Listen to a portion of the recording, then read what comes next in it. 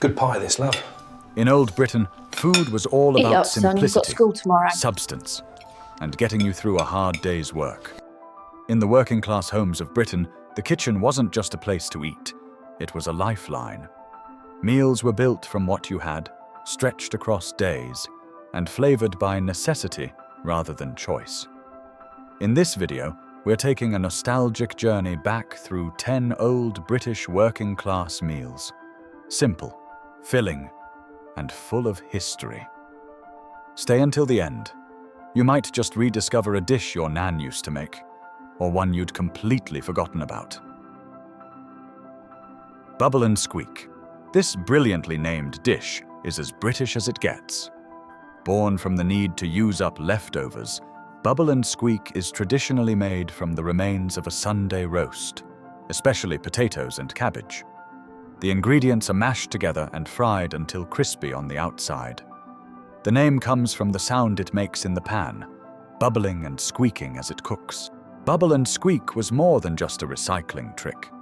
In working-class households, it often served as a full meal on Mondays, stretching the budget while making sure nothing went to waste. Some families added bits of meat if any were left over, while others kept it strictly vegetarian. What made it special wasn't just the ingredients, but the ritual of reusing, reheating, and making something comforting from very little.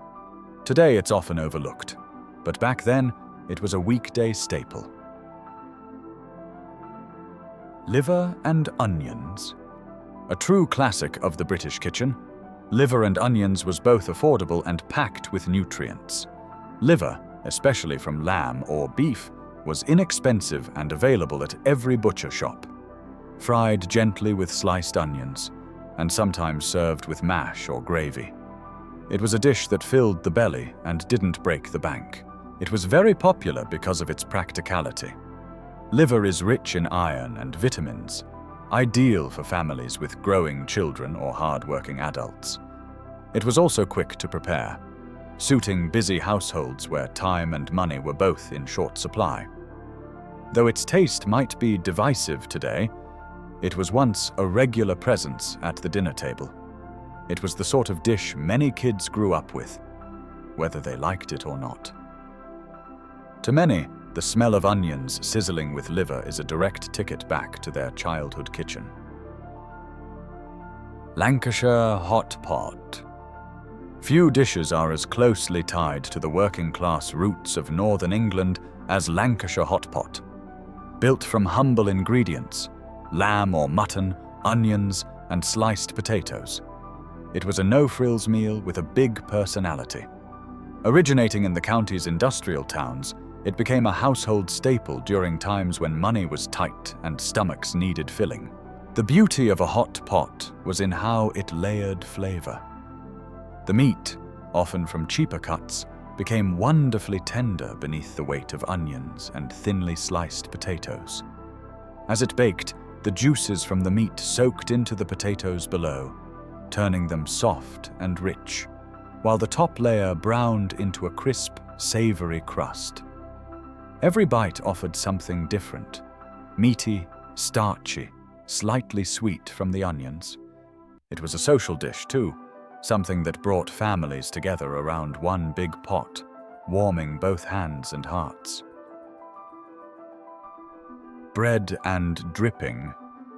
It doesn't get much simpler than bread and dripping. For generations of British working-class families, this was more than just a snack. It was a resourceful way to make the most of every last bit of food. After roasting beef, the leftover fat, known as dripping, was collected, cooled, and spread thick onto slices of crusty bread. Some people sprinkled salt and pepper on top. Others enjoyed it as it was.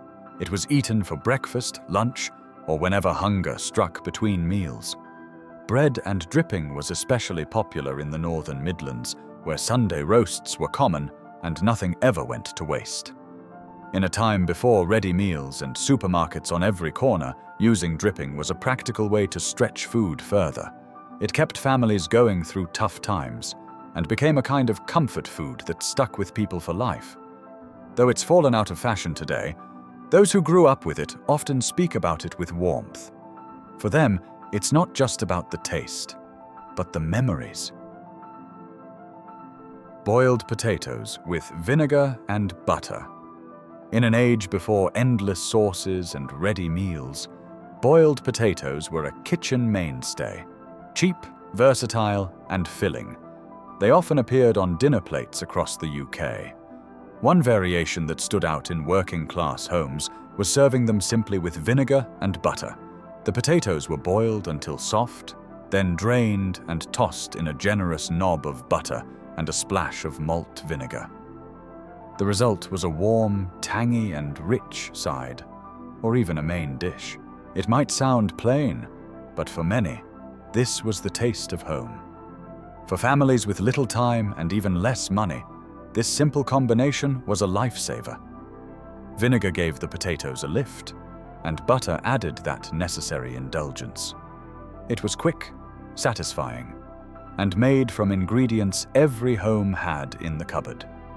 Even today, a single bite can bring back memories of modest dinners that filled the belly and brought comfort at the end of a long day. Beans on toast. Perhaps one of the most iconic British meals ever. Beans on toast was and still is an essential comfort food. But for the working class, it was more than just a quick bite. It was cheap, fast, and nutritious. A can of baked beans warmed up and poured over toast created a meal that could feed a whole family in minutes. For families watching every penny, it was a reliable solution that didn't require much planning or effort. Beans on toast was especially important in homes where both parents worked long hours or money was tight. It didn't take long to prepare. There was no chopping, no fancy cooking, just a tin, a pan, and a couple of slices of bread. It required no special skills, and even kids could make it. It was warm, filling, and familiar. Exactly what you wanted after a long day. Though still eaten today, it rarely holds the same meaning as it did during tougher times. Corned beef hash. Corned beef hash was another brilliant way to stretch ingredients and feed hungry mouths. Made with tinned corned beef, diced potatoes, and onions, it was all fried together into a crispy golden mix. Sometimes a fried egg was added on top, or pickles on the side. It was a humble meal, but one that felt hearty and satisfying after a long day's work. What made corned beef hash so popular was its convenience. Everything could be cooked in one pan, making for an easy cleanup and fast meal. It was a favorite for quick evening dinners when there was little time or energy to spare. Leftovers could be reheated the next day, eaten cold straight from the fridge, or even used as a tasty filling for sandwiches. In many ways, it was the great equalizer. No matter your background or where you lived in the UK, chances are you've come across corned beef hash at some point in your life. And for some, it still beats any fancy takeaway. Beef stew with dumplings. A rich beef stew filled with root vegetables, slow-cooked for hours, and topped with fluffy suet dumplings. That's the kind of meal that got families through the coldest winters. Tough cuts of meat like shin or chuck were used because they were cheaper. But after hours of simmering with carrots, onions, and turnips, they turned wonderfully tender and flavorful. The dumplings, made from flour and suet, puffed up on top of the stew, soaking in the juices. It was hot, hearty, and nourishing. A pot could feed a family for days, and leftovers were often even better the next day. In a time before central heating, a bowl of beef stew was sometimes the warmest part of the day. So, which of these meals do you remember? Let me know in the comments below if you've tried any of these classic British dishes, or have your own nostalgic favorites. And don't forget to subscribe to the channel for more nostalgic trips into Britain's past.